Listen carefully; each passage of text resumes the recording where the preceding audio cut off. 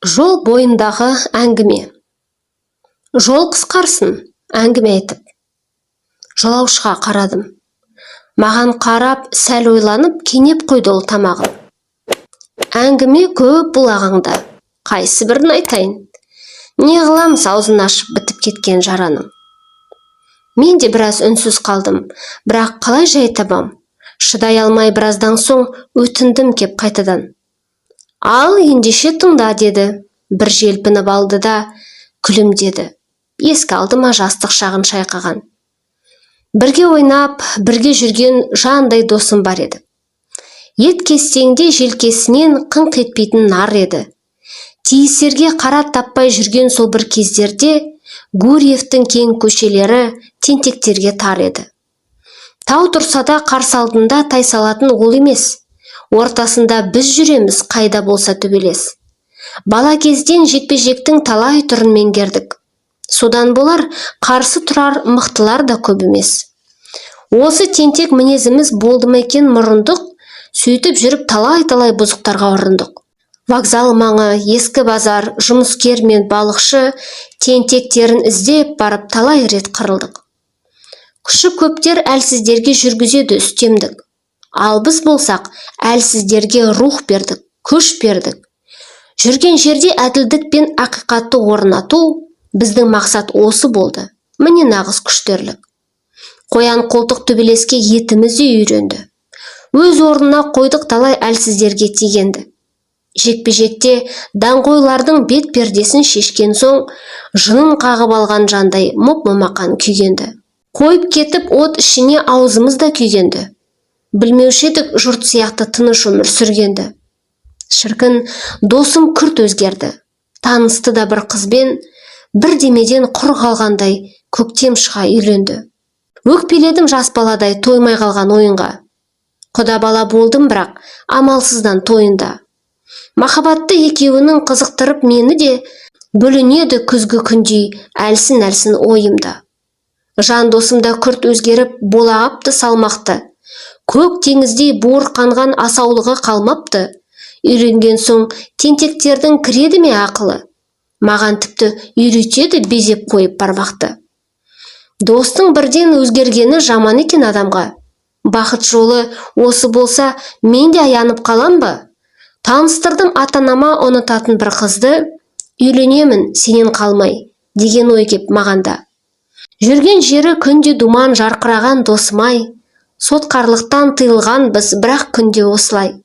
Аста апырала деп қоят ата-анамыз күңкілдеп. Күрт өзгерген бізді көріп, енді қайтсын шошымай.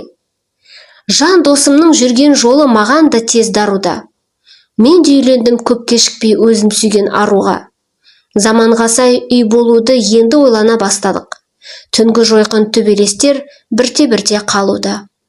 Содан бері өте шықты неше көктем неше күз, қайтыс болды Асқар-таудай әкеміз бен шешеміз.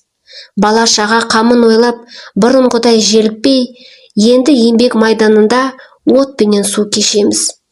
Қол созған соң жетемінде биік арман мақсатқа, еңбегіміз еселеніп, бөлендік тек жақсатқа. Сонау жылы сөз бергенбіз бірімізге біріміз, адал жолмен табамыз деп, қандай табыс тапсақты. Ол кәсіпкер жол таңдады. Мен де білдей маманмын. Кәсібінді дөңгелетіп, сен жоғары баға алдың. 3 ұлдан соң келіншегім айдай аппақ қыз туды. Одан сайын жігерленіп, одан сайын жаңардым. Екеуміз де қол алысып берген серттен таймадық. Адал жолдан аттамадық, арам асты пайда қып. Құрбылардай сырласқан соң әйеліміз қосылып, достығымыз туыстыққа кеткен еді айналып. Үлкендердің тірлігі мен бірлігінен үлгі алдық. Киімді де балаларға бір дүкеннен бірге алдық. Екі үйдің де бәйбішесі босанғанда кезекпен гүл құшақтап перзентханаға екеуміз де бір бардық. Шыққан еді жас босанып біздің үйде келін де, түн ішінде толғатыпты келіншегін сенің де. Кен-кен кетіп күлдің сонда қарап алып ішіне. Біздің қатын әкеледі егіз ұл деп кемінде. Айтқандай-ақ сенің жарын барған бойда босанып, дүниеге келдің галап, бір ұл бір қыз қос алып. Ештеңеден хабарым жоқ жұмысымнан келгенде, отыр екен ақ бәйбішем, екі көзге жас алып. Мен есіктен кірген бойда қоя берді еңкілдеп. Солқылдауын қоя алмады екі иығы селкілдеп. Шошып кеттім. Жайшылық па? Не көрінді, не болды? Сонда барып келді өзіне, жасын тыйып біртіндеп. Аса қамқор, мейірімді бір Құдайым қолдасын, жүрегіме қадалғандай найзадай бір қорғасын. Ауыр халде жатыр дейді есін жимай сандуғаш. Деп қорқамын қуаныштың арты қайғы болмасын. Көтере алмай қалдым екен екі бірдей алыпты. Көп қан кетіп сандуғашым естен танып қалыпты. Жайшылықта кездеспейтін тапшы екен қаныда, қалай екен жағдайлары, біліп келші анықты. Ол кездерде қазіргідей телефон жоқ ұялы, жайсыз хабар естіген соң кім үйіне сыяды. 4-ші топ қаны керек дегенді естіп қуандым. Менікі дәл келеді екен, менен алып құяды. Жә бәйбіше, есіңді жи, сәл нәрсеге шошыма. 4-ші қан керек дейді, сөз болып па осыда? Менің қаным 4-ші ғой, бірде екен құрбыңмен.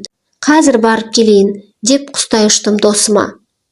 Егіз сәби мына өмірдің ашты есігін іңгәлап, аман-есен анасының жаны қалды. Бұл да бақ.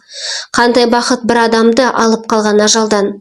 Қандай бақыт, күннің көзі шуақ шашып тұр ғажап. Адамдардың қатар келер бір соры мен бір бағы, күн шыққанда бір жағында қап-қараңғы бір жағы.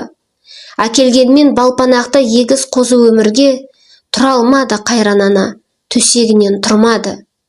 Аурухана төсегіне тұрмастай боп таңылды. Басқа салған тағдырына амалсыздан бағынды. Қаратпаған докторы жоқ, апармаған жері жоқ. Досымның да жігері мен тауы тасқа шағылды. Белі ұстамай тәлтіректеп екі аяққа тұра алмай, қарға адым аттап басып қалды үйден шыға алмай. Қос балапан шырылдайды тоймаған соң уызға, жар бола гөр мейірімді бір Аллай. Үлкені ұл, кішісі қыз, жаратыпты сыңарғып. Анасы мен қос сәбиді біздің үйге шығардық. Біздің үйдің бәйбішесі мәз болады сәбиді кезек-кезек қолына алып, искеп-искеп құмартып. Аналардың жандары бір, мейірімі бір негізі. Аналардың жүрегі үлкен, бұл өмірде ең ізгі. Қыз баланы пысық туған анасында қалдырып, ұл баласын ақ бәйбішем өзіне алып емізді. Уақыт жылдам зымырайды, күн артынан күн өтіп, егіз қозы шырылдайды жанымызды жүдетіп. Екі иығы сүмірейіп азып кетті жан досым. Іштен жеген сары уайым от жігерін құм етіп. Әдетім бар саябақты аралайтын кеш құрым, бірде кешкі жүргіншіден бір әңгіме естідім. Сонау үйде тұрады екен қолы шипа қария. Теңдесі жоқ емші дейді, көзі дейді ескінің. Жандай досым бақсы балгер емшілерге сенбейтін. Білемін ғой қанша айтсам да келісімін бермейтін. Ішкі оймен бір аптадай арпалысып жүрдімде, жалғыз өзім келіп тұрмын қарияға емдейтін. Жұлпынылау, қараша үй, сәні кеткен күйінен, қайта шығып кетем бе деп өз ішімнен түйбем, ту сыртымнан кімсің деген селк еткізді қатқылын, естілгендей болды маған қара жердің түбінен. Сұңғақ бойлы бір әже тұр, жалт бұрылып қарасам, бойшаңдығы менен бәлкім сәл-пәл ғана аласа. Бойым балқып еріп кеттім шуақ шашқан жүзінен. Не құдірет билеп алған, мен білмейтін тамаша. Отыр, деді жаймен ғана, бір орынды құсынып. Терлеп кеттім, арты қуыс ұрылардай қысылып. Айта бер, деп күлімдеді. Не ғып жүрген баласың? Сасып қалған жағдайымды айтпасам да түсініп. Айтып бердім адам жайлы өзімізге ең ыстық. Егіз сәби босанғанша болмағанын кемістік. Біздің үйге алып келіп қарияны көлікпен, науқас жанды төсегінде қаратуға келістік. Міне осылай қариямен түсінісіп үйлестім. Әйелімнен басқа көзге көрінбеді үйде ешкім. Бөлмесіне сандуғаштың қарияны кіргізіп, сыртта қалған өзім бірақ әрі-сәрі күй кештім. О құдірет, мына ғажап құбылысқа қарашы. Жақын екен жаратқанмен адамдардың арасы. Бұл өмірде жазылмайтын ауру менен жарар жоқ. Аса қамқор, мейірімді Алла болса панасы. Жеткізе алман бір шүйкентай қарияның еңбегін, жеткізе алман қарияның қалай дертті жеңгенін. Алтай жатқан сандуғаш жан төсегінен түрегеліп, тәй-тәй басқан кезін көріп, өз көзіме сенбедім. Төбе құйқам шымырлады желкемде, жас парлады көзімізден мына сәтті көргенде. Үміт болса, сенім болса, бір жаратқан жар болса, өлген адам тіріледі, тұрады екен көрденде.